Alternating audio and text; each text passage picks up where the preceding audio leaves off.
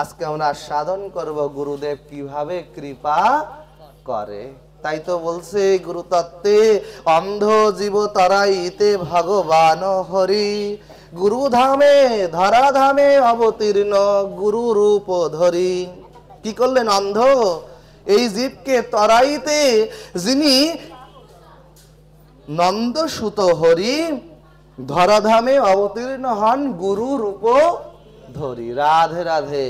তাহলে গুরু দুটো শব্দ সেদিন বলেছিলাম। গু শব্দের অর্থ অন্ধকার, আর রু শব্দের অর্থ রুহু, আত্মা। যিনি আত্মার অন্ধকারকে দূরীভূত করেন তিনি হচ্ছেন গুরু। আর শ্রী কি? শ্রী হচ্ছে সুন্দর। যিনি সুন্দর জানেন, মানে পরমেই পরম চেনা যায়, যিনি পরম বাজারে চলাফেরা করেন, যিনি বিশেষ তত্ত্ব সম্পর্কে জানেন, যিনি তত্ত্বদর্শী, এমন শ্রী গুরুদেবের চরণে আমরা প্রণিপাত করি, প্রণাম করি। এমন গুরুদেবের শ্রী চরণে প্রণিপাত করে তার কাছে প্রশ্ন করি, গুরুদেব আমার কিসে মুক্তি হবে, আমার কিসে উদ্ধার হবে? এবার গুরু কৃপা করবেন। বলে এই দেহ ঘরে দীক্ষা গুরু বীজ বপন করে, শিক্ষা গুরু দেহ ঘরে চারা বড় করে। কি করে? দীক্ষা গুরু দেহ ঘরে বীজ বপন করে, আর শিক্ষা গুরু জল সেচিয়া চারা বড় করে। দীক্ষা গুরু দেহ ঘরে দেয় প্রদীপ জ্বালাইয়া, শিক্ষা গুরু দেয় ওই প্রদীপের শিখা বাড়াইয়া। রাধে রাধে। তাই তো এই গুরু তত্ত্ব বলে গুরু জ্ঞান মুক্তির দিশা, গুরু কৃষ্ণ তুল্য, গুরু মন্ত্র জ্ঞান কর সদা মহামূল্য। বলছে মহামূল্যবান শ্রী গুরুদেব গুরু মন্ত্র। হ্যাঁ, গত পাঠে আস্বাদন দিয়েছিলাম যে ধ্যানমূর্তি গুরু, যে ধ্যানমূলম গুরু মূর্তিম, পদমূলম গুরু পদম, মন্ত্রমূলম গুরু বাক্যম, আর মোক্ষমূলম গুরু কৃপাহি কেবলম। রাধে শ্যাম। এই সেই গুরুদেব কোথা থেকে আসলো? আস্বাদন করমা কৈশন রাধা প্রেমা, কৈশন মধুরিমা। এই ব্রজের ব্রজবধূ সেই মধুরিমা কোথায়? আমার সেই মধুরিমা হচ্ছে শ্রীধাম বৃন্দাবনে। যাহা ছিল বৃন্দাবনে তাহা হলো নবদ্বীপে। নবদ্বীপের সারুৎসার কইল যিনি অবতার, তাহারও প্রকাশিল সাধুর সম্ভাস। কোথায় প্রকাশ করেছে? সাধুর বাজারে। এই গৌরাঙ্গ বাজারে আমরা হলাম একটি অচল পয়সা। ওরে অচল পয়সায় আমি হয়ে রই গৌরাঙ্গ বাজারে। আমার এই অচল পয়সা কোনো বাজারে চলে না, তাই তো গৌরাঙ্গ বাজারে এসেছে, গৌরকে ধরেছি। কৈশন রাধা প্রেমা, সেই বৃন্দাবনের রাধা কৃষ্ণের যুগল মূরতি। রাধারানী আমার একদিন স্বপনে তিনি শয়ন করেছেন, স্বপন দেখছেন, অজানু লম্বিত করে দুবাহু উদ্ধ করে কে যেন রাধা প্রেম রাধা গুণ কীর্তন করে। আর রাধারানীর প্রেম তত্ত্ব সীমা নয়নে গড়িয়া গড়িয়া পড়ে, আর যাকে পায় তাকে ধরে বলে একবার রাধা গুণ গাও। হঠাৎ করে রাধারানীর ঘুমটি ভেঙে উঠল। কাছে রাধারানী আমার বলছে, প্রভু এই নিঃশান্ত লীলা কোথায় হয়? নিঃশান্ত লীলাটি বৃন্দাবনে যারা পরিক্রমায় গিয়েছেন, বঙ্কি বিহারী বা বাকি বিহারী লালজির মন্দিরে নিঃশান্ত রাস হয়, মহারাস হয় নিকুঞ্জ বনে। আর নিঃশান্ত লীলা নিকুঞ্জ বনের মহারাস শেষ হওয়ার পরে নিঃশান্ত বিশ্রামে যায় বাকি বিহারী লাল মন্দিরে। অদ্যাবধি সেই লীলা চলিতেছে রাই, কোন কোন ভাগ্যবানে দেখিবারে পাই। সেই নিঃশান্ত লীলায় আজকে রাধারানী কাঁদছে, আর কৃষ্ণ বলছে কি হয়েছে আমাকে বলো না গো রাধে, আমাকে বলো না গো। বলছে প্রভু বলবো, প্রভু বলবো। আসন্ন কলিহত জীবের দরজায় আমি কাকে দেখলাম? কি জানো নবীন সন্ন্যাসী উদ্ধবাহু করধরি, মস্তক মুন্ডন করি পরনে বহির্বাস ধরি। মস্তকে শিখা চূড়ামণি হয়ে জগতবাসীকে জানালো প্রেম তত্ত্ব সীমা। জগৎকে কাঁদিয়া কাঁদিয়া গাইয়া গাইয়া বলে, ওহে কলিহত জীব, ওই রাম অবতারে রাজা হয়েছিলাম, ওই রাবণকে বধিলাম অস্ত্র ধরিয়া। দাপরে দ্বারকাধীশ রাজা হয়েছিলাম কংসকে মারিয়া।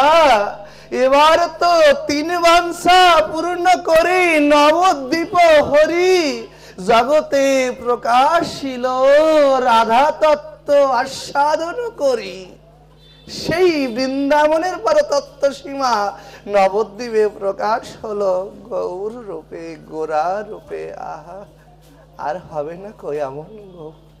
আর কেউ তোমাদের ধরে বলবে না গো? একবার রাধে রাধে বলো, আর কেউ তোমাদের ধরে বলবে না গো? একবার রাধা রানীর প্রেম নাও, একবার রাধা তত্ত্ব আস্বাদন করো। আর কেউ বলবে না, আর কেউ বলবে না, আর কখনো হবে না গো। যদি গৌর না হইতো কেমনে হইতো রে, কেমনে ধরিতাম দে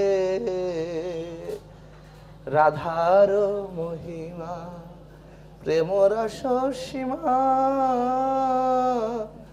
জগতে জানাতো কে? কি জানাতো? এমন গৌর যদি না হতো কি জানাতো আমার রাধারানীর নাম? বৃন্দাবনের শ্রীমতী কাঁদলো হা কৃষ্ণ বলে, আর আমার ভগবান রাধারানীকে দেখালো, ও রাধে, এতদিন তুমি আমার জন্য কেঁদেছো, আমি তোমাকে কিছু দিতে পারিনি, তাই তো রাধা ভাব অঙ্গ কান্তি করি কৃষ্ণ অবতরী নবদ্বীপে জন্ম নিল গৌর রূপ ধরি। সেই গৌর আসলেন সোনারো নবদ্বীপে। তাই তো আমার নরোত্তম গোসাই বলল, 3 বাঞ্ছা পূর্ণ করি শশী গর্ভে প্রকাশী সঙ্গ করি পরিষাদগণ। বৃন্দাবনের যে লীলারস তা হলো কোথায় প্রকাশ? নবদ্বীপে। তাহলে নবদ্বীপে কিভাবে প্রকাশ হলো সেই লীলারস আস্বাদিবাই? নবদ্বীপে কৃষ্ণ ভগবান হলো গৌরুর রূপ ধরে। আর সেই বৃন্দাবন লীলায় যিনি ছিলেন বলরাম, এবার ব্রজের বলাই এবার নিতাই হলো। তোমরা নিতাই ভজ, নিতাই ভজ রে। কি বললেন? ব্রজের বলাই এবার নিতাই হলো। ওমা, তোমাদের ঘরে কলিযুগ পাবন অবতারের ছবি আছে তো গৌর নিতাইয়ের? রাধে রাধে। সকলের ঘরে পঞ্চতত্ত্ব রাখতে হয়। পঞ্চতত্ত্ব হচ্ছে আমার কলিযুগের 5 জন মহাপ্রভু।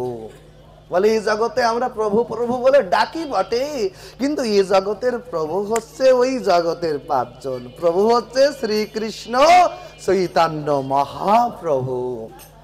এই মহাপ্রভু হলো আমার কৃষ্ণ ভগবান। আর তার ডান পাশে কে রয়েছে বাবা? ভাই নিতাইকে সঙ্গে করি নামরূপ অবতরী। হ্যাঁ, ভাই নিতাইকে সঙ্গে করে এনেছে। ভাই আমার 1 চক্রা ধামে সেদিন এক কীর্তনিয়ার কথাটি শুনে হৃদয়ে বড় হাহাকার হলো। কীর্তনিয়া বলছে, শোনো শোনো, গৌর নিতাই 1 মায়ের পেটের সন্তান নয়। ও ভাই, তোমাকে আমি বলে যাই, 1 মায়ের পেটের সন্তান আমাদের লাগবে না। গৌর নিতাই আমার মতো পতিতকে উদ্ধার করবার জন্য বলে এ জগতে নিতাই বিনে দয়াল নাই। আগে নিতাই হজলে গৌর পাওয়া যায়, আর গৌর হজলে ব্রজের রাধা কৃষ্ণের গুণ গাওয়া যায়। বলে সেই নিতাই এবার এসেছে, আমার ভাই দরকার নাই, তোমরা এসো 2টি ভাই, গৌর আর নিতাই। তোমরা 2টি ভাই এসো আমার গৃহে এসো, আমি তোমাদের নিত্য নিত্য ডাকছি। আমি এই পত্র পুষ্প ফল জল দিয়ে তোমাদের 2টো ভাইকে আমার গৃহ সম্মুখে দেখিতে চাই। গোবর্ধন পরিক্রমার সময় আমার রামদাস বাবাজি মহারাজ বলছে আমি গৌর পেলাম না, আমি নিতাই পেলাম না। রামকৃষ্ণ বাবাজি মহারাজ বলছে, ও রাম, তুই সত্যি করে বল না ভাই, তুই গৌর পেয়েছিস কিনা, তুই নিতাই পেয়েছিস কিনা? বলবো ভাই, এখনো তো দুটি ভাই আমার দুই উরু দাসে এসে বসে, আর আমি দুটো ভাইকে জড়িয়ে ধরে নিতাই গৌর বলে কাঁদি। কিন্তু আমার জানিস হারানোর ভাই, যদি আমার গৌর নিতাই কবে হারিয়ে যায়, আমি যদি হা গৌর হা নিতাই বলে ওই দুটি ভাইকে দেখিবারে না পাই, তাহলে আমি কাদের চরণে প্রণাম করব? কাকে আলিঙ্গন করে নিতাই গৌর বলে কাকে ডাকবো? এই জন্য হেন নিতাই, হেন নিতাই আর নাই হবে গো, আর হবে না গো। আর কেউ ধরে ধরে বলবে না মালিরি কলসির কানা, তাই বলে কি প্রেম দেব না? বলে শতবারে আষাঢ়িয়া মারিলি শত আঘাত সইবারে পাই। ও ভাই, সুমধুর হরিনাম একবার মুখে বল ভাই, একবার মুখে বল। জগাই মাধাই তো কত পতিতকে তিনি উদ্ধার করলেন। মহাপ্রভুর কৃপা আমরা পাবো কিনা জানি না। মহাপ্রভু কেশব কাশ্মীর চাপাল গোপাল বড় বড় ভক্ত পণ্ডিতদের উদ্ধার করেছেন, আর আমার মতো কাঙালকে, আমার মতো পতিতকে তিনি উদ্ধার করতে পারেন? তিনি হচ্ছেন আমার ব্রজের বলাই, ব্রজের বলাই এবারে নিতাই হয়েছে।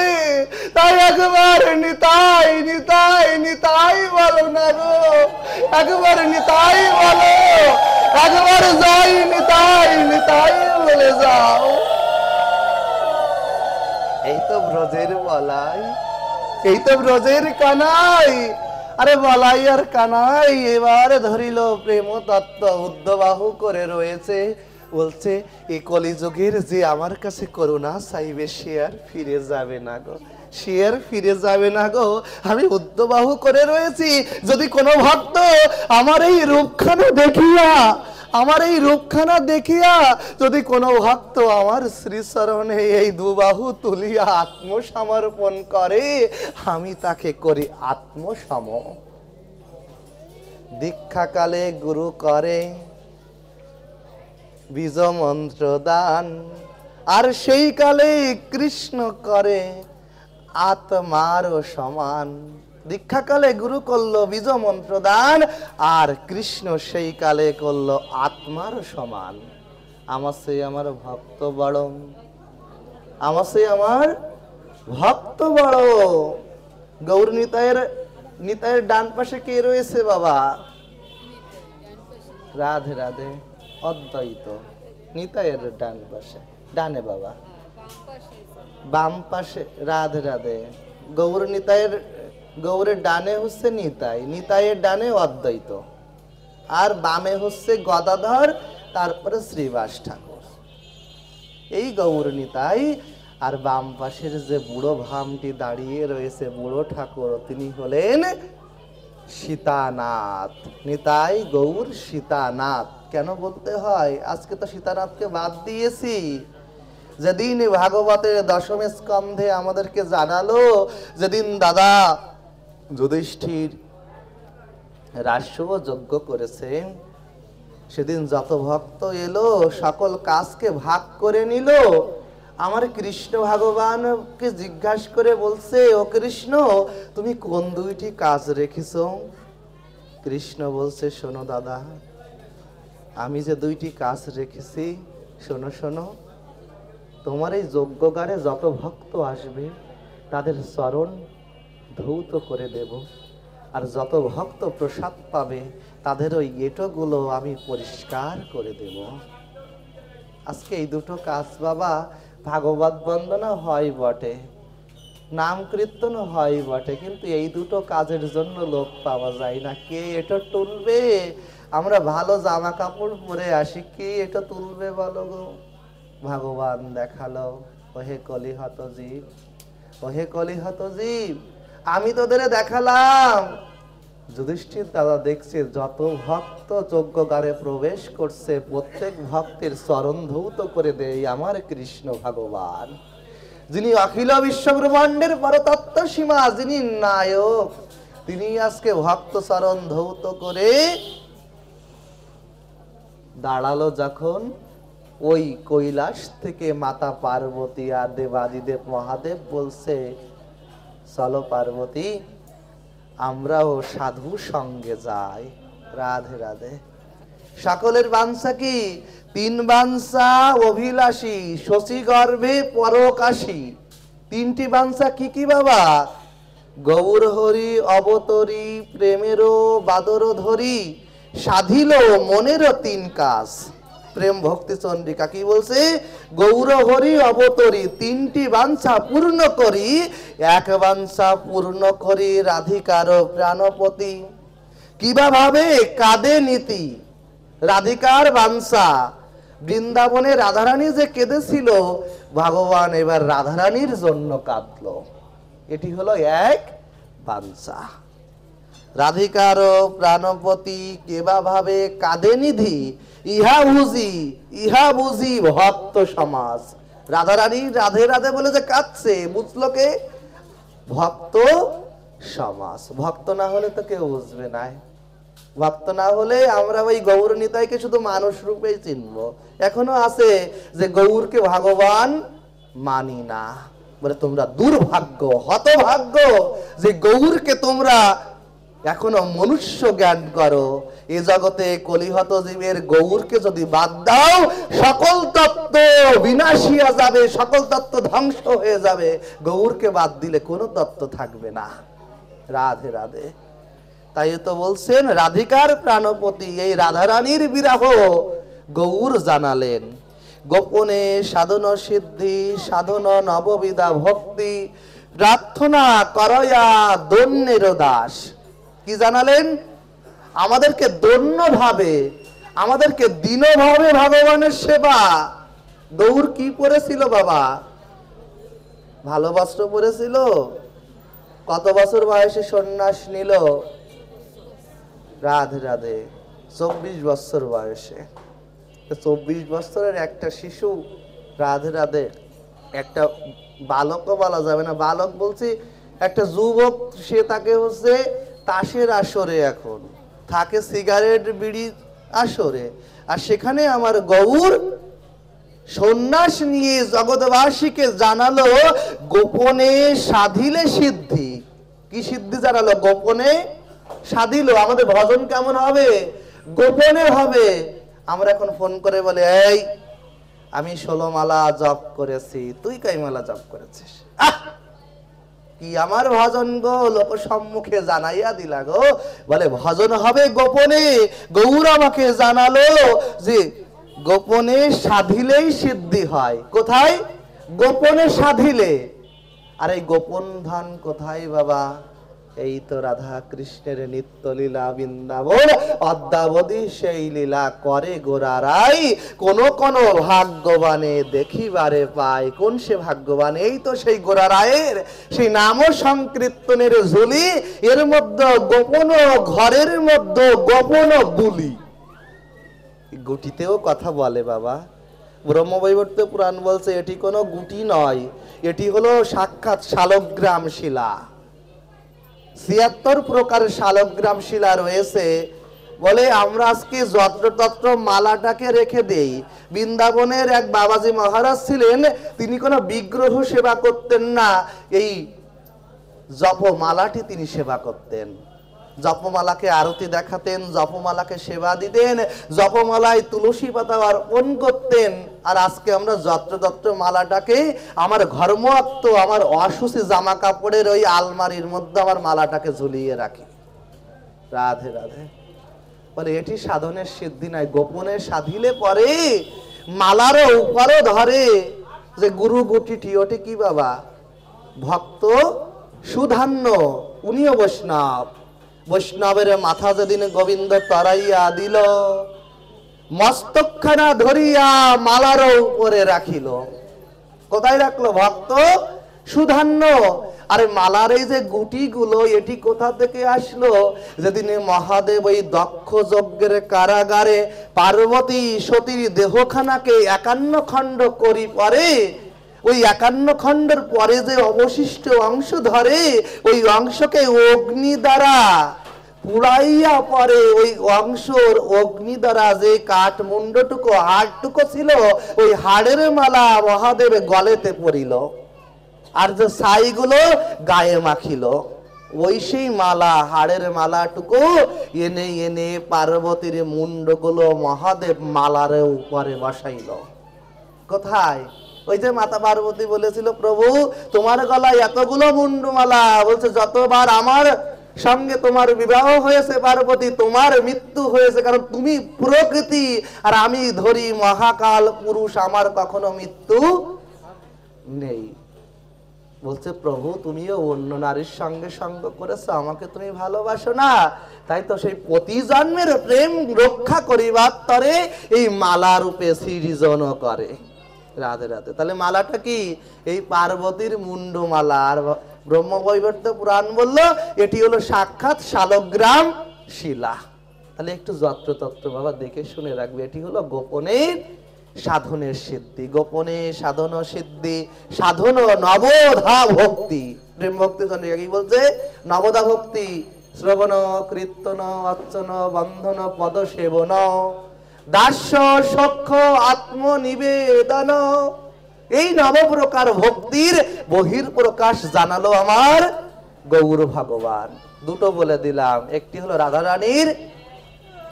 রাধারানীর নাম প্রকাশ, দুই হলো নবদা ভক্তির প্রকাশ, আর তিন হলো করি হরি সংকীর্তন সদায় বিমল মন ইষ্ট লাভ বিনু সবই কারণ। আর কি প্রকাশ করলেন? হরিনামের নাম সংকীর্তন। কোথা থেকে আসলো? হরে কৃষ্ণ নাম গুরুদেব বলেছে না, এই মালাটি যখন ধরতে যারা গৌড়ীয় পরম্পরায় রয়েছে বাবা, বলেছে কি নমস্তে নলিনে বেনু বাদ্য বিনোদিনে রাধা ধরে সুধা পান বনমালিনে শালিনে। সে রাধা রানীর অধরামৃত আনিল গৌর হরি। এই নাম কোথায় ছিল? বলে বৃন্দাবনে ছিল 4 অক্ষর ধরে, গোপনে কয় অক্ষর? 4 অক্ষর। সেটা দেবতারাও জানে না। আর 16 নাম 32 অক্ষর করিল ধরি, এই নাম রাধারানীর অধর অমৃত।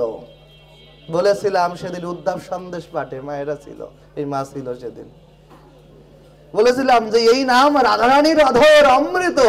আর সেই অধর অমৃতটি আমার গৌর ভগবান আনলেন সংকীর্তন রূপে। দুটো বাবা, একটি হলো কীর্তন আর একটি হলো সংকীর্তন। কীর্তনে কি হয়? বলে কীর্তনে ভগবানের নাম গুণকীর্তন করা হয়, আর সংকীর্তন হলো জগতের একটা হরে কৃষ্ণ কৃষ্ণ কৃষ্ণ হরে হরে, হরে রাম রাম রাম হরে হরে। বলে কৃষ্ণ বললে আকর্ষণ করে, আর রাম বললে আনন্দে হরি হরি বলে।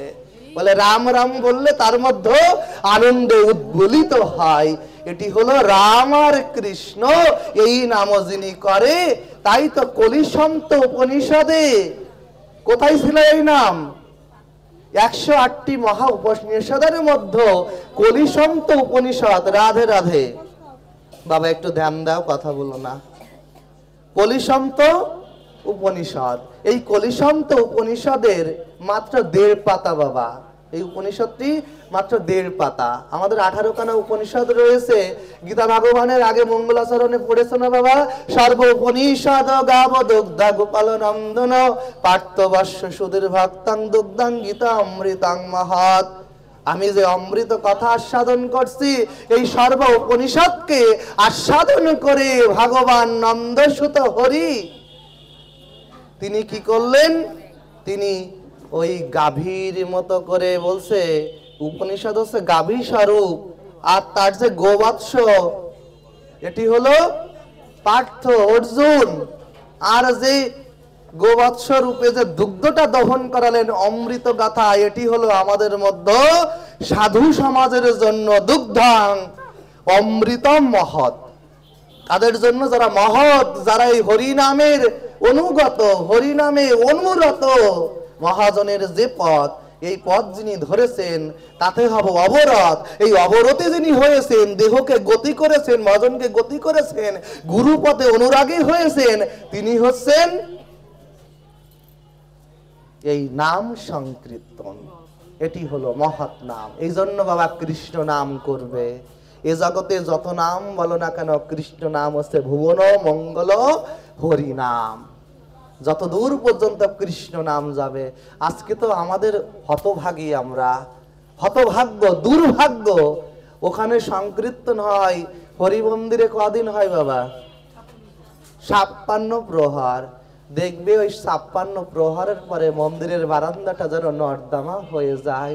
বাদামের খোসা, চিপসের প্যাকেট। ওই বাবারা তো মন্দিরে যায়, দেখে যে পরিষ্কার করতে গেলেও আরো 2টো লোক নেওয়া লাগে।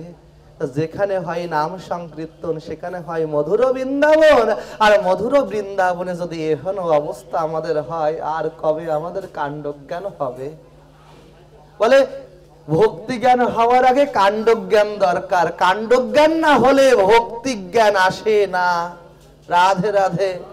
আগে কাণ্ডজ্ঞানটি দরকার বাবা। এই জন্য বলছি কীর্তনিয়ারা আজকে যত্ররাত্র কাঁদে আবার মহাপ্রভুকে বাঁধিয়ে। রাধা কৃষ্ণ তত্ত্ব বড় পাশে কৃষ্ণ ধাই, ছোট পাশে রাধা রানী, কৃষ্ণ গুণ গাই। এই করি তৈরি করে খোলো করতাল। খোল, শ্রীখোল। খোল বলতে 2টো বোঝায়। আমি যদি বলি বাজে খোল, তাহলে আমার এই দেহখানা বাজে। আমার এই দেহের মধ্যে যাহা কিছু দেওয়া হয় তাহা তো পচিতে শুরু করে। আজকে তো ওই টয়লেটে যে অডোনিল লাগানো লাগে, কারণ ঝোলার মধ্যে এমন ভরো, আর পরের দিন যাই এমন করে ঢালো। আরে ওরে গন্ধ! এই খাইছিল কে? আমি খাইছিলাম। বলে যা খেলাম এই দেহের মধ্যে যা ভরলাম সব পচে ভাল লাগে না। বলে এই যে দুর্গন্ধ। বলে পচে না কি? পচে না আমার রাধারানীর নাম। রত্নাকর দস্যু মরা মরা উচ্চারণ করেছিল না? দেহ পচে গিয়েছিল তো বাবা, দেহ পচেছিল, নাম কি পচেছিল? বলে এই দেহের মধ্যে একমাত্র পচে না নিতাই গৌর হরি বল। এই মহানাম সংকীর্তন কখনো পচে না গো। এই নামটি কখনো পচে না। রাধে রাধে। এই 3 বাঞ্ছা পূর্ণ করার জন্য যিনি আসলেন, এই মহাদেব বাবা, যেই বাবা ওই যজ্ঞ কুণ্ডে রাস যজ্ঞকারে প্রবেশ করলো, যারা হে যখন প্রবেশ করলো, আমার ভগবান বলছে তুমি বৈষ্ণবানাং যথাসম্ভব তোমার চরণ ধরে আজকে আমি চরণ জল করাবো। বৈষ্ণবের কত কৃপা করলেন। হ্যাঁ, বৈষ্ণব মোর পরাণ। হ্যাঁ, ওহে বৈষ্ণব ঠাকুর দয়ার সাগর, এ দাসে করুণা করি। ওহে বৈষ্ণব ঠাকুর এবার করুণা করো। কি করুণা? আমার সয়বেগ দমি। হ্যাঁ, সয়দোষ শোধি। আমার সয়বেগকে দমন করে দাও, সয়দোষকে শোধন করে দাও। আমার এই দেহখানাকে কৃষ্ণ গুণগানের উপযোগী করে দাও। এটি হলো বৈষ্ণবের কৃপা। তাহলে অদ্বৈত বুড়ো কে হলো? ওই যে রাসু ও যজ্ঞে মহাদেব প্রবেশ করিল, প্রবেশের সময় মনে মনে চিন্তা করছে প্রভু আমার ওই তার ওই হস্ত দিয়ে আমার ওই চরণ দুখানা স্পর্শ করবে। অনেকে বলে প্রণাম করার সময় চরণ স্পর্শ করতে নেই। ও বাবা, চরণ কার? চরণ দিল কে? বলে চরণ ধুলা। আমরা এলাম পুড়া কপাইলে, আমরা চরণের উপরে। আর যদি ধুলা খুঁজতে হয় তাহলে এখানে যখন প্রসাদ দেই তারপরে এসে দেখবে এই চাটা এর পরে জুতো পাই দিয়ে জপ জপ লাফাইয়ে যায়, ওর পরে গড়াগড়ি দিয়ে যাবা। কয় কি ধুলো নিলাম? কয় জুতোর ধুলো নিছি। কয় মুখ পোড়া, তোর ওই জুতোর ধুলোই হলো সারা। বলে এ জগতে আর কি রাখবে? কয় জুতোর ধুলো। কয় ধুলো তো নাও, সংকীর্তনের ধুলা, কিন্তু বাবা দয়া করে চাটাই এখান পাড়াইও না, কারণ আজকে আসে আবার বসা লাগবে। রাধে রাধে। কি করলেন? এই যে সংকীর্তন গানে প্রবেশ করছেন, আমার মহাদেব বলছে প্রভু তুমি আমার চরণে হাত দেবে, তাই আমার এই দেহখানাকে পরিহার করে বাবা আজকে কুকুর রূপ ধরে যজ্ঞগারে প্রবেশ করলো। আর আমার প্রভু কৃষ্ণ ভগবান তিনি করুণাময়, তাই বলছে ও মহাদেব তুমি বৈষ্ণবানাং যথাসম্ভব, বৈষ্ণব ঠাকুর তো, বৈষ্ণবের কৃপা না হলে এই জগতে গুরু কৃপা হয় না গো, আর গুরু বৈষ্ণবের কৃপা না হলে পরে গোবিন্দের কৃপা হয় না। স্থূল দেশের মানুষ যারা পিতা মাতাকে ভজে তারা, প্রবর্তক দেশের মানুষ যারা গুরু ভজন করে তারা, সাধকের দেশের মানুষ যারা গোবিন্দ ভজন করে তারা, আর সিদ্ধির দেশের মানুষ যারা রাধা তত্ত্ব সাধন করে তারা। তাহলে পিতা মাতা হলো তোমার ঘরের প্রথম বৈষ্ণব। রাধে রাধে। ওই বৈষ্ণবকে যিনি ফেলে দেবে তার কোনো সেবা হবে না। শ্রীমদ্ ভাগবত দশম স্কন্ধ 45 অধ্যায়ের 7 নম্বর শ্লোকে বলছেন মাতরম পিতরম বৃদ্ধম ভাজ্যা সাধ্যিম সুত শিশুম। রাধে রাধে। একটু ধ্যান দিন বাবা কথাটির উপরে, কথাটি খুবই গুরুত্বপূর্ণ এবং মার্মিক কথা। বললেন মাতরম পিতরম বৃদ্ধম ভাজ্যা সাধ্যি সুতম শিশু। পিতা মাতা বৃদ্ধ ভাজ্যা সাধ্যি আর সুত, সুত মানে শিশু, সাধ্যি মানে সতী সাবিত্রী যারা, এও হ্যাঁ ভাজ্যা মানে ভাইয়ের ছেলে ভাজ্যাগণ। আর কি গুরু বিপ্রম প্রসন্ন স কৌল বিপ্রসন্ন মৃত। বলে যারা গুরু পিতা মাতা ভ্রাতা বা সাথী সতী সাধ্যি বা শিশু গুরু বিপ্র মানে ব্রাহ্মণ সেবা না করে তারা বেঁচে থাকেও মৃত হয়ে পড়ে। যদি গুরু বিপ্র পিতা মাতাকে সেবা না করা হয় তাহলে তাদের সব বিফলে যায়। রাধে রাধে। তাই তো বাবা অন্তত চরণ ধরে অনুরোধ করে যায় তোমার আমার বারান্দায় যেন কোনো পিতা মাতা পড়ে না থাকে। কারণ আজকে কাউনিয়াতে বাবা বৃদ্ধাশ্রম তৈরি হয়েছে বরিশালে, কান ধরে ক্ষমা চাইছি, আমরা আজকে তোমাদের মধ্যে সেই কাণ্ডজ্ঞানটি প্রকাশ করতে পারলাম না। পিতা মাতার সেবা, আমার বারান্দায় যদি কোনো পিতা মাতা পড়ে থাকে, বলেছিলাম কোন ধনে ধনী, যার গৃহে পিতা মাতা বর্তমান রয়েছে সে জগতে বড় ধনী। কারণ পিতা মাতা যাওয়ার সময় বলবে বাবা তোর জয় হোক। মাকে বলি ও মা পাঠে যাচ্ছি, মা বলে আমি রাধারানীকে বলেছি তুই যা তোর ভালো হবে। এই আশীর্বাদটি এ জগতে কোনো টাকা দিয়ে কেনা যাবে না। এজন্য যার গৃহে ধন রয়েছে, দাঁত থাকতে বাবা দাঁতের মর্যাদা সে বুঝতে হবে।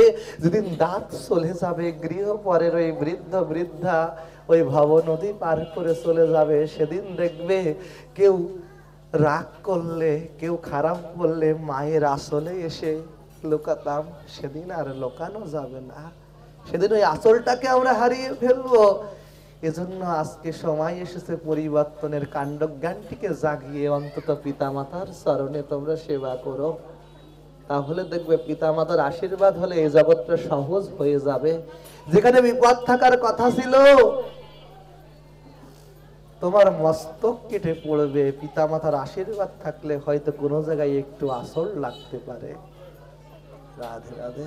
এজন্য গৃহ পরিত্যাগ করার সময় সকলকে বলে যাচ্ছি অন্তত পিতা মাতার চরণে একবার প্রণাম করবে। সকালবেলা ঘুম থেকে উঠে একবার পিতা মাতাকে প্রণাম করবে। আর তোমার সন্তান শিশুটিকেও শিখাবে বাবা আমার পায়ে প্রণাম কর, আমার পায়ে প্রণাম কর, তোর মায়ের পায়ে প্রণাম কর, ঠাকুর ঘরে যে প্রণাম কর, একবার গীতা ভগবানকে প্রণাম কর। কারণ এ জগতে পিতা মাতার সেবা না করলে কোনো সেবা হবে না। রাধে রাধে। তাই তো ভাগবত জানালো এই যে মহাদেব বাবা যখন ওই যজ্ঞগারে প্রবেশ করলো, আজকে মহাদেব যে প্রবেশ করছে আমার ভগবান বলছে বৈষ্ণব এসেছে। তাই তো আজকে বলছে ও বৈষ্ণব ঠাকুর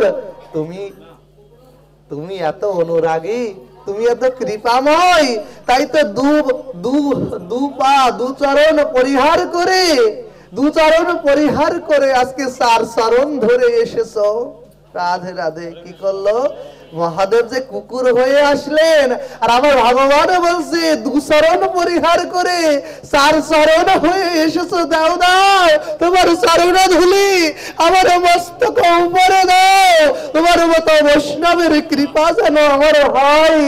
আজকে ভগবান ওই বৈষ্ণবের কৃপার জন্য মহাদেবীর চরণ ধুলিকানা মস্তক উপরে নিল, আর মহাদেবকে বলছে কলিযুগে রাধে রাধে আবার আছে জানা, বলছে এই জগতে আমি ভগবান হলে কি হয়, আমার তো তোমার মতো ভক্তের দেওয়ার কিছু নেই, তাই আজকে আমি নয়নের জল দিয়ে তোমার মতো ভক্তের চরণ দোকানা ধোয়া দিলাম। আস্বাদক নিয়ে গেল, বলছে নয়নের জল দিয়ে বৈষ্ণব চরণ ধোয়া দিলাম। আর বৈষ্ণবের কৃপা হলে পরে গোবিন্দের কৃপা হয়, গুরু কৃপা হয়। তাই কি করলো জানো, আমার ওই প্রভু কলিযুগে অদ্বৈত নাম ধরলো। বলছে প্রভু আজ নয়নের জল দিয়ে তুমি আমার চরণ সেবা করালে, আর আসন্ন কলিযুগে 62 বছর বয়সে আমি বুড়ো ভাব হয়ে ওই সরজনী গঙ্গা নদীতে আমার নয়নের জল আর দুটো তুলসী পত্র তোমার শ্রীচরণে অর্পণ করব। তুমি আসবে গো ওই জগতে, তুমি আসবে গো। তাই তো বেশি দূরে নয়, আমাদের সিলেট সুনামগঞ্জে এসেছিল অদ্বৈত গোসাই, পরবর্তীতে চলে যে শান্তিপুরে বাসতি করিল। এই হলো তিনজন, আর দুজন হলো আমার শ্রীবাস ঠাকুর আর গদাধর। এই গদাধর হচ্ছে অভিন্ন রাধা তত্ত্ব। কোথায় বাড়ি? গদাধরের জন্ম হলো আমাদের চট্টগ্রামে, হ্যাঁ, পুণ্ডরিক বিদ্যানিধির ঘরে গদাধরের জন্ম হলো। এই গদাধরই হলো পরবর্তীতে নবদ্বীপে গেল। এই গদাধর হচ্ছে রাধা রানী। হ্যাঁ, জয় গদাই হলো রাধা, গৌর হলো শ্যাম, জয় নিত্যানন্দ রাম। গদাধর হলো রাধা, গৌর হলো শ্যাম, জয় নিত্যানন্দ রাম। এই নিত্যানন্দ হলো বলো রাম। আর শ্রীবাস ঠাকুর হচ্ছে আমার নারদ মুনি। ভক্ত হয়ে ভক্তরাস আস্বাদন করিবার তরে এই জগতে নারদ রূপ ধরি কোথায় আসিল? শ্রীবাস গৃহ পর ধরি। শ্রীবাসের বাড়ি কোথায়? আমাদের এখানে, হ্যাঁ, ওসমানী। রাধে রাধে। মৌলভীবাজারের ওখানে। এখন যে বিমানবন্দরটি রয়েছে না, নামটি ভুলে গেলাম, ওই বিমানবন্দরটার ওখানেই শ্রীবাসের বাড়ি ছিল। আজকেও শ্রীবাস আঙিনায় মহাপ্রভুর দিব্য নাম হচ্ছে প্রভুর কৃপা। এজন্য পঞ্চতত্ত্বের তুলসী পাতা দিতে হয় কোথায় কোথায়? জয় রাধে। ভক্ত আর ভগবান, ভক্তকে গৌর ভগবান, নিতাই নিত্যানন্দ প্রভু আর অদ্বৈত প্রভুর চরণে, আর গদাধর আর শ্রীবাস গোসাইয়ের মস্তকে বা বুকে। ভগবান কৃপা করে মস্তকে হাত রাখেন, তাই তুলসী পাতাটি মস্তকে দিতে হয় বা বুকে। আর রাধা রানীর কোথায় দিতে হয় তুলসী পাত্র? রাধে রাধে। রাধা কৃষ্ণের, কৃষ্ণ ভগবানের চরণে, আর রাধা রানীর হস্তে, হাতে তুলসী পত্র দিতে হয় কৃষ্ণ সেবার জন্য। আমার সেবা গ্রহণ নাও করতে পারে, কিন্তু রাধা রানীর সেবা তিনি গ্রহণ করতে পারেন। তাই তো এই পঞ্চতত্ত্ব যাহা ছিল বৃন্দাবনে, তাহা হলো নবদ্বীপে, আর তাহা হলো সাধুর বাজারে। কে আনিল রে, কোথায় ছিল রে মধুমাখা এই হরিনাম? কে আনলো জগতে? চৈতন্য মহাপ্রভু। তাই তো বললাম, যাহা ছিল বৃন্দাবনে তাহা হলো নবদ্বীপে, তাহা হলো সাধুর বাজারে। আনিল কে? আমার পরম দয়াল শ্রী গুরুদেব। তাহলে গুরুতত্ত্ব কত? বলে একটি পুষ্কুনি পুকুরের উপরিভাগ বৃন্দাবন তত্ত্ব, মধ্যভাগ গৌর তত্ত্ব, আর নিম্নভাগ হলো গুরু তত্ত্ব। গুরুদেবের অপার করুণা, আর এই গুরুদেবের অপার করুণার জন্য আমরা আজকে মুখে কৃষ্ণ কৃষ্ণ বলতে পারছি। কেমন করুণা দেখবেন, যখন মিষ্টির দোকানে রসগোল্লা তৈরি করে, ওই রসগোল্লাটি তৈরি করবার সময় দুগ্ধটা যখন উতলিয়ে পড়ে, টক দিয়ে দুগ্ধটাকে কেটে ছানা তৈরি করা হয়। ছানাটাকে পিষিয়ে পিষিয়ে কোমল করে ওই ছানাটাকে আবার পিষ্টকাকারে বলের মতো বৃত্তাকার রূপ তৈরি করে যেমন ভাবে ওই তপ্ত কুণ্ডের মধ্যে জল বা চিনি রূপ মিশ্রিত করে ওই কুণ্ডগুলো বা ওই বলগুলোকে ওই পিষ্টকগুলোকে সিদ্ধ করিলে পরে চিনির রস ধরি পরে চিনির রসের মধ্যে ভেজালে রসগোল্লা হয়।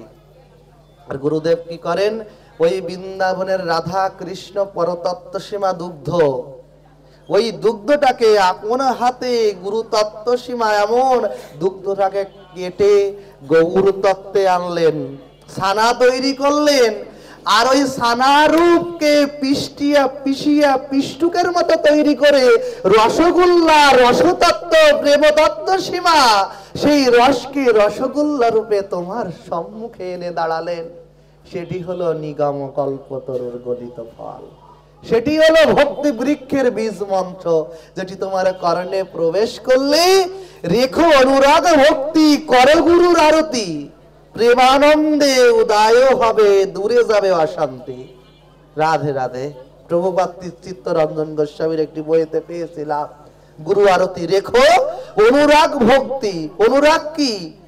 এই তোমরা একটি সিরিয়াল দেখেছো রাগে অনুরাগে, নাকি নাকি বাবা অনুরাগে সোয়া নাকি ছিল, এই এত দূরে চলে যাচ্ছে, এত সমস্যা, তারপরে প্রেম ভালোবাসা তার হৃদয়ের মধ্যে অবস্থান করছে। তাই অনুরাগী ভক্তি হলো, প্রভু তুমি দেশান্তরী আর আমি তোমার অনাথ কাঙালিনী ভক্ত হয়ে তোমাকে ডাকছি, তুমি আমার এই সম্মুখে এসে অবস্থান করো, আমি তোমার ওই যুগল চরণ খানা আস্বাদন করি। তাহলে গুরুকে কিভাবে চিনব? সদ্গুরু শ্রী গুরুদেব। শ্রী গুরু সেনার উপায় হলো, ভগবান কি করলেন বলছে, অবৈষ্ণব গুরু না করিও ভাই, সেই গুরু ছাড়িয়া ভজ বৈষ্ণব গোসাই। রাধে রাধে। তাহলে অবৈষ্ণব যিনি গুরু, তাকে গুরু রূপে স্বীকার করা যাবে না। তাহলে আগে বৈষ্ণব সেনার কি উপায়? তাই তো বৈষ্ণবের লক্ষণ দিলেন ব্রহ্মবৈবর্তীয় পুরাণ, তিলকং তুলসী মাল্যং শিখা কৌপিন বহির্বাস, হরে কৃষ্ণ নাম সদা মুখে বৈষ্ণব আবাস। রাধে রাধে। কি বললেন? তিলক। কেন তিলক দিতে হয়? সনাতন সমাজে বললেন তিলক ছাড়া আমাদের কোনো ধর্ম কর্ম কোনো শুভ কাজ হয় না। তিলক কি? বিষ্ণু স্মৃতিতে বলছে ঊর্ধ্বপুণ্ড তিলকম অশ্বত্থ বৃক্ষ মূলায়ম। এই যে ঊর্ধ্বপিণ্ড তিলক, এটি হলো অশ্বত্থ বৃক্ষের মতো, বট বৃক্ষের মতো। আর এই বৃক্ষের এই নিচে যে পাতাটি, এটি হলো হরি মন্দিরের দরজা, এর মধ্যখানে ঘট, বাম পাশে ব্রহ্মা, ডান পাশে হলো ভগবান শিব ঠাকুর, আর এই পত্রটি হলো তোমার পরম্পরায় যে পাতাটি রয়েছে। আমি অদ্বৈত পরিবার ভুক্ত, তাই আমার বট পাতা বা অশ্বত্থ পত্র তিলক। যিনি নরোত্তম দাস ঠাকুর পরিবারের, তিনি তুলসী পত্র পরবেন। যিনি নিত্যানন্দ ঠাকুর পরিবারের, তিনি বংশীপত্র বা বাঁশপত্র তিলক। শ্যামানন্দ পরিবারের অর্ধনুপুর তিলক। এভাবে করে বিভিন্ন পরম্পরায়, গদাধরের শুধু ঊর্ধ্বপুণ্ড তিলক, নিম্বাকাচার্য সম্প্রদায় সেখানে ঊর্ধ্বপুণ্ড তিলক, এরকম অনেক তিলক রয়েছে। কিন্তু অন্তত এই সাধুগুরু বৈষ্ণবের আসরে আসতে গেলে অন্তত বাবা একটু তিলক করতে হয়। বাইরে অফিসে কাজে যাব, তুমি জল তিলক করো না, দাদার সঙ্গে জল তিলক করো। তুলসী মালা, আজকে মালা দিতে চাই না, বলে গলে সোনার মালা পরলে চোর ডাকাতে চোখ পড়বে, আর গলে তুলসীর মালা পরলে ভগবান কৃষ্ণের চোখ তোমার কণ্ঠে যেয়ে পড়বে।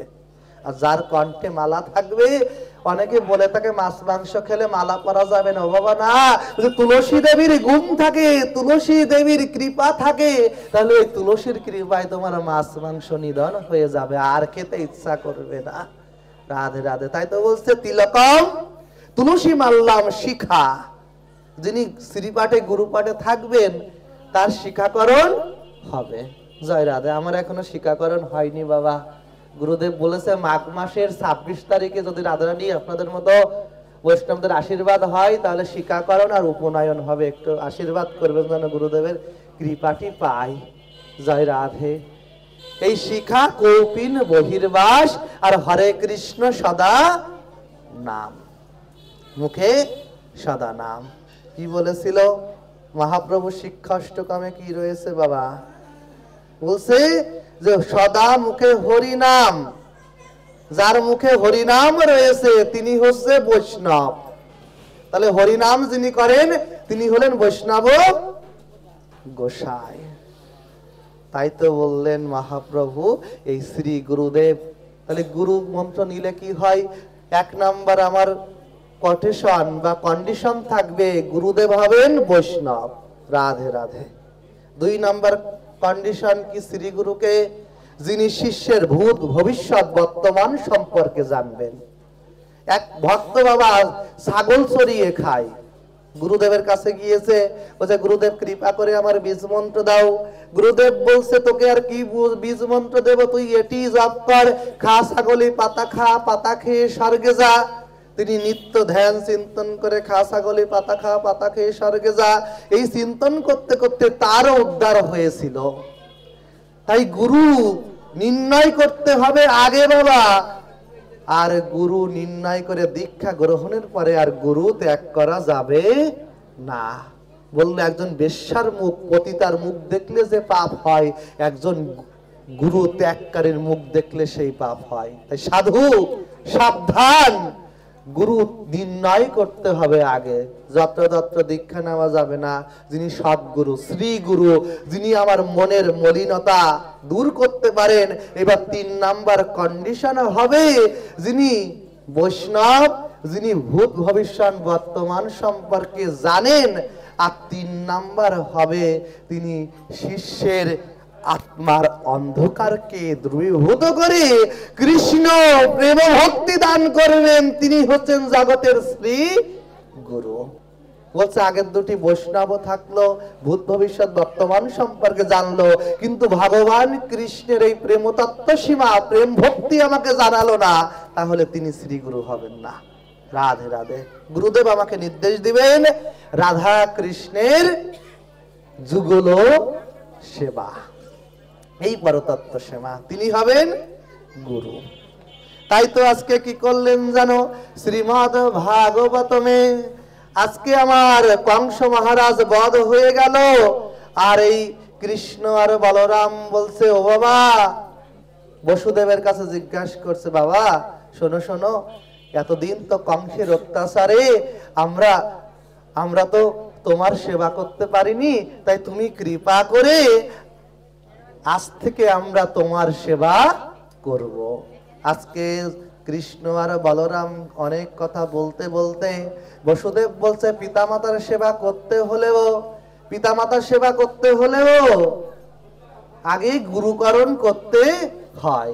আপনাদের সমাজে একটি কথা প্রচলিত রয়েছে বাবা, বলে যে গুরু দীক্ষা যিনি নেয়নি তার হাতের জল মূত্রের সমান, আর তার হাতের অন্ন বিষ্ঠার সমান। কিভাবে? বলে যিনি দীক্ষা নেওয়া মানে হচ্ছে সেবার উপযোগী হওয়া। আমি প্রতিদিন ভগবানকে নিবেদন করি, কিন্তু ভগবানের একটি বাবা দেখবে তোমার গৃহে যে সন্তান রয়েছে তাকে তোমরা কিভাবে ডাকো? হ্যাঁ, তোমরা আমার নাম রাখো কি? বল্টু, পিন্টু, জন্টু, নাম রাখিস পিন্টু। কয়টা পিন বাবা? রাধা রাধা। পিন কয়টা? 2টো পিন না? ও তো পিন লাগাবেই, ওর কাজ তো পিন লাগানো, তুমি রেখেছ পিন্টু। বুঝো বাবা, কারণ নাম থাকলে আবার রাগ করে না। কয় সাধুর কপাল বাসাইয়ে দি মোজা যাওয়ার সময় আমার নাম ধরে গালাগালি দিয়ে গেছে। কয় পিন্টু, 2টো পিন, ও তো পিন লাগাবেই। তাই জন্টু মন্টু পিন্টু না রেখে অজামিলের মতো একটু নারায়ণ রাখো। যাবার সময় এই যে আমার মাধব দাদা 3বার মাধব মাধব মাধব ডাকলেও পূর্ণ হয়। রাধে রাধে।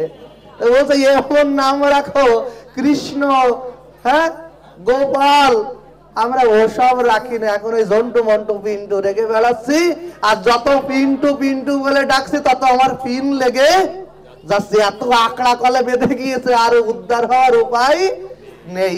তাই তো আজকে কৃষ্ণ বলরাম বলছে যে সেবার উপযোগী করার জন্য অথ গুরুকুলে বাস মিশ্রান্ত যজ্ঞতু কাশ্যপ সন্দীপনাম নাম ভবন্তি পুরবাসী নাম। রাধে রাধে। একটু ধ্যান দিন বাবা, ভাগবতের শ্লোক। কৃষ্ণ বলরাম আজকে বাবাকে কি বলছে, যে তোমার সেবা করতে চাই। পিতা বলছে, বসুদেব বলল, তুমি যদি পিতা মাতার সেবাও করতে চাও তোমাকে আগে গুরু গৃহে যেতে হবে। তাই আজকে অবন্তিপুর জায়গাটির নাম হলো অবন্তিপুর। কাশ্যপ গোত্র, কোন গোত্রের? কাশ্যপ গোত্র।